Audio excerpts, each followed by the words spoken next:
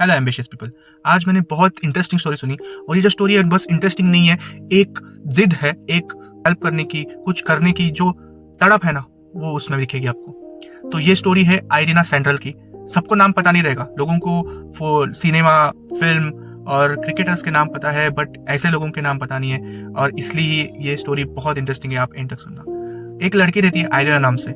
बचपन से ही वो बहुत अच्छे घराने में रहती है। उसके पापा जो रहते हैं वो डॉक्टर रहते हैं। उनका घर जो है अच्छा चल रहा रहता है, इसलिए डॉक्टर जो है सैकड़ों लोगों का जो गरीब रहते हैं उनका फ्री में इलाज कराते रहते हैं।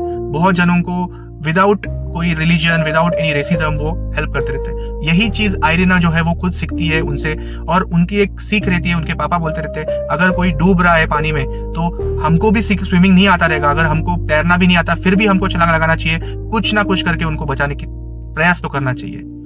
तो ये जो बात है ना वो उसके दिमाग में रह गई और लोगों की हेल्प करने की जो सीख थी वो याद रह गई। 7 साल की जब थी तो उसके पापा नहीं बच पाए और उसके बाद उनकी जो आर्थिक स्थिति थी वो बहुत खराब होने लगी। शिक्षण देने के लिए भी नहीं बच पा रहे थे। तो उनके पापा ने जिन लोगों को मदद किया था ना, वो सब लोग कुछ सालों के बाद कुछ अच्छे लेवल पे गए थे। उन लोगों ने थोड़ा थोड़ा करके इनको मदद ऑफर किया। सोचो, आप किसी को मदद कर रहे हो और वो आपको वापस कुछ दिनों के बाद आप टाइम पे आपको मदद कर रहा है। वो जब कॉलेज में हो जाती है तो उसके बाद वो एक्टिविटीज बनने जाती है। टाइम पोलैंड में नाजी का हमला होता है, जर्मन वो पोलैंड को काबिज कर लेते हैं। तो उस टाइम बहुत खराब हालत रहती है, वॉर का टाइम है, अत्याचार हो रहे रहते हैं लोगों में और बहुत सारे बच्चे बेघर हुए रहते हैं। मम्मी पापा जो रहते हैं वो एक दूसरे से अलग हुए रहते हैं, गुम हो जाते हैं। ये लड़की उस टाइम बहुत अच्छे पोजीशन में रहती है और वो सोचती है कि मेरे पास पैसा है, मेरे पास पोजीशन है, बट मुझे अपने कंफर्ट जोन में नहीं रहना है, मुझे लोगों की मदद करनी है। जो बच्चे थे ना उन पे बहुत अत्याचार होता था, उनको स्लेव बनाया जाता था, उन पे बहुत ज्यादा फिजिकल डैमेजेस भी होते थे। तो ये कुछ अलग अलग वेस लेके उनको बचा देती। बड़े बच्चों को गटार वगैरह से अंदर से नीचे से घुमा के एस्केप करवा देती। छोटे बच्चों को कॉफिन, लोगों में जब मरने के बाद जो कॉफिन रहता है जिसमें बॉडी रखी जाती है उसमें से बच्चों को लेके आती थी।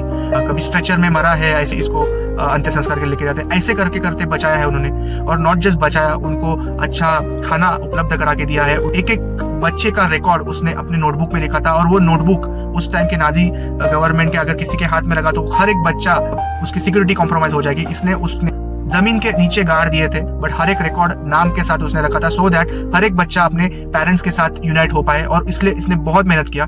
18 महीनों में उसने, ऐसे कहा जाता है कि 2500 बच्चों को रेस्क्यू करवाया।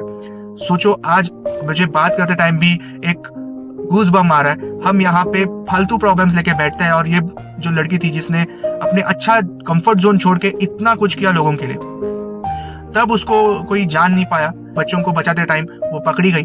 उसको नाजी लोगों ने बहुत ज्यादा टॉर्चर किया, उसके हाथ पैर तोड़े। फिर भी वो इतना टॉर्चर सहने के बाद भी वो बच्चों के नाम और एड्रेसेस नहीं बताती जिनको, जहाँ पे उसने छुपाया रहता है। फिर डेथ सेंटेंस दिया जाता है और जब उसका एग्जीक्यूशन होने वाला रहता है, कोई तो उसको बचा लेता है उसके ही कम्युनिटी में से जिन लोगों की उसने मदद की रहती है। उसके बाद कुछ महीने उसको रिहैबिलिटेशन लगता है, उसकी हड्डियां टूटी रहती है, उसको हड्डी को जोड़ने के लिए टाइम लगता है। वो जुड़ते जुड़ते ही वो फिर से बच्चों को बचाने में लगी। उसने पूरा अपना लाइफ वॉर जोन में पेशेंट्स थे और वॉर जोन में जो बच्चे थे उनकी लाइफ अच्छी करने में लगाई। और दशकों के बाद ये जो स्टोरी है ये आज पूरी दुनिया में सिखाई जाती है और बताई जाती है। ये लड़की की जिद देखो कि उसने इतना लोगों का लाइफ अफेक्ट किया और आज भी ये कम्युनिटी में इतना ज्यादा एक दूसरे के लिए मदद करने का भाव है, वो इस लड़की की वजह से है। तो हम भी अपनी लाइफ को आगे लेके जाने के साथ साथ लोगों को मदद करेंगे, छोटे छोटे प्रॉब्लम को लेके नहीं रोएंगे, बहुत जिद से आगे बढ़ेंगे, इतना पावर लगाएंगे कि रोना आना चाहिए आंखों में। That's it for this today. Thank you so much.